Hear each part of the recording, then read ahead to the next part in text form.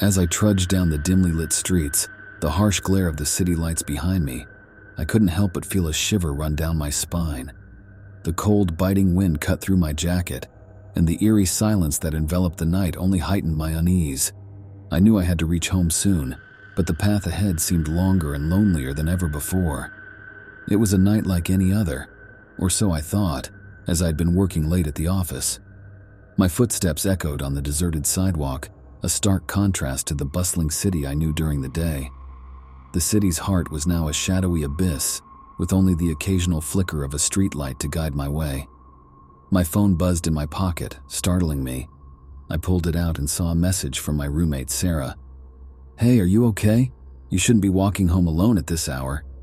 I chuckled nervously, typing out a reply. "I'm fine, Sarah. Just a bit spooked, that's all." But deep down, I wasn't so sure. The feeling of being watched had been nagging at me since I left the office. I quickened my pace, hoping to shake off the unease. As I turned onto a quieter street, I couldn't help but glance over my shoulder. Nothing but shadows danced on the walls of the buildings behind me. I took a deep breath, trying to convince myself that I was overreacting. But then I heard it, faint and distant, like a whisper in the wind. "Wait." I spun around, my heart pounding in my chest. There was no one there. My footsteps reverberated in the silence, and I hesitated for a moment before resuming my journey home. I reasoned that my mind was playing tricks on me, that the long hours at work had taken a toll on my imagination. But then I heard the voice again, closer this time, right behind me. "Wait."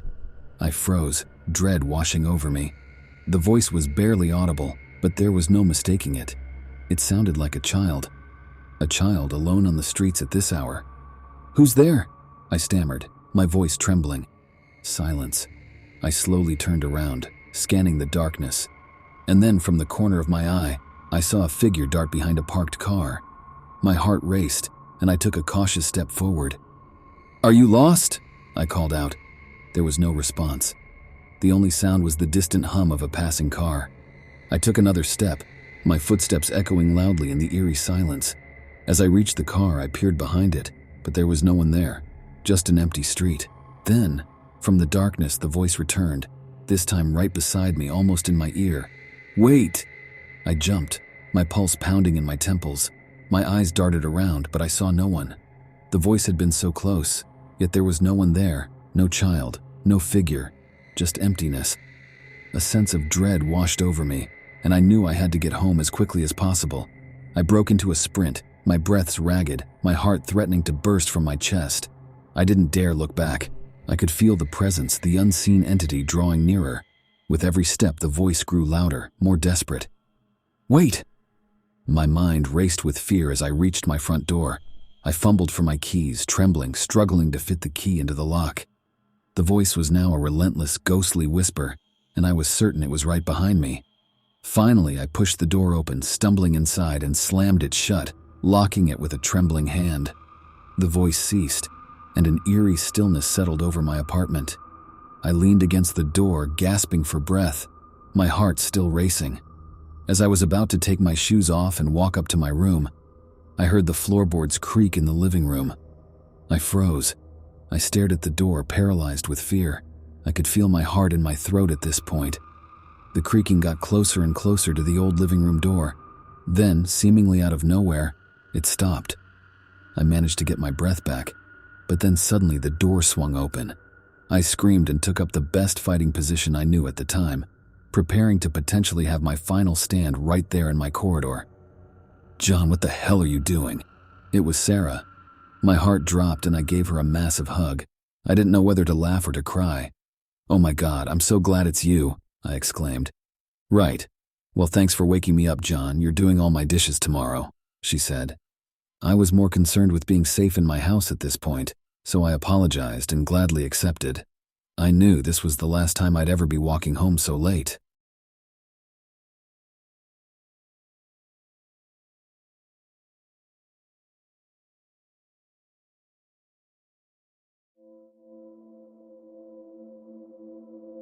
It was just another typical Friday night, and I found myself walking home alone from a friend's house. We'd had a great time. and as I stepped out onto the quiet, dimly lit streets, I couldn't help but feel a sense of contentment. The moon hung low in the sky, casting a gentle glow over the neighborhood, and the cool breeze brushed against my face. I'd taken this route countless times before, and it had never felt eerie or unsettling.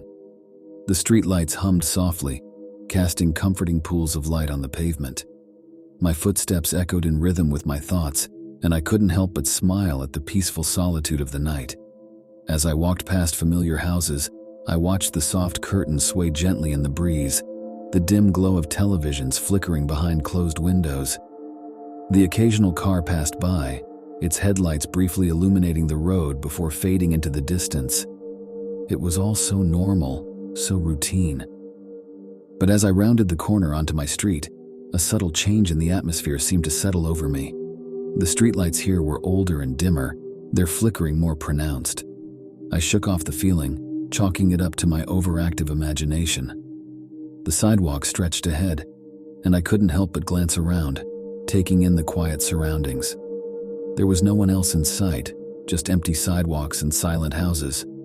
My pace quickened slightly, more out of habit than fear, as I remembered the warnings about walking alone at night. The unease that had briefly touched me intensified.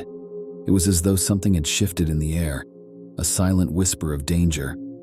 I dismissed it as paranoia and took out my phone, deciding to call a friend to pass the time until I reached home. Just as I dialed a number, I heard it, a soft, almost imperceptible sound, like the rustling of leaves or the distant murmur of a conversation. I stopped mid-dial, my senses on high alert. My eyes darted around, searching for the source of the noise, but there was nothing to see, nothing out of the ordinary. I continued walking, my footsteps now hesitant, my phone still in hand. The feeling of being watched had intensified, and I couldn't shake the idea that someone was lurking in the shadows, just beyond my vision. The sound grew louder, a faint whisper that seemed to come from everywhere and nowhere at once.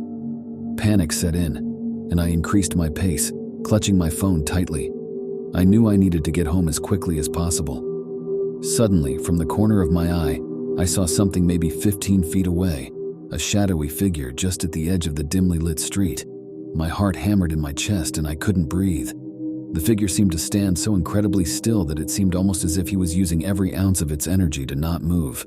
This would explain why I didn't see him until now. My phone slipped from my trembling hand as I squinted my eyes and saw the figure's face. A really pale-looking guy in dark clothes with long greasy hair, a scruffy beard, and what seemed like just one eye. This really creeped me out, and we stared at each other for what felt like 5 minutes as I was too scared to move a muscle. He didn't seem weirded out or anything. He just stood there, staring back. Maybe H thought I couldn't see him, and him standing so still really worked. I looked him up and down, and that's when I noticed he was gripping something in his hand which resembled a screwdriver, or another tool of some sort. He was gripping it so incredibly hard that it seemed like every vein in his hand had popped out.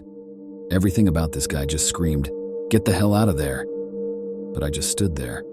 He must have noticed me spotting the tool, as his face went from completely emotionless to breaking into probably the widest and creepiest smile I've ever seen. Then, a guttural, chilling laugh escaped his lips, echoing through the desolate street. I snapped out of it and immediately turned and sprinted down the empty road, my heart racing, and the footsteps of my silent stalker in pursuit. I didn't dare look back, didn't dare acknowledge the terror that was now my constant companion. I ran until I reached the safety of my front door, my breath ragged and my limbs trembling. After fumbling the keys a few times, I burst through the door and slammed it shut behind me, knowing that I am safe. The memory of that man's face and that haunting laughter still haunts me to this day. I will never forget that night, when the normal turned into a waking nightmare, and the quiet streets concealed a silent stalker waiting for the right moment to strike. Who knows what would have happened if I didn't see him and got too close?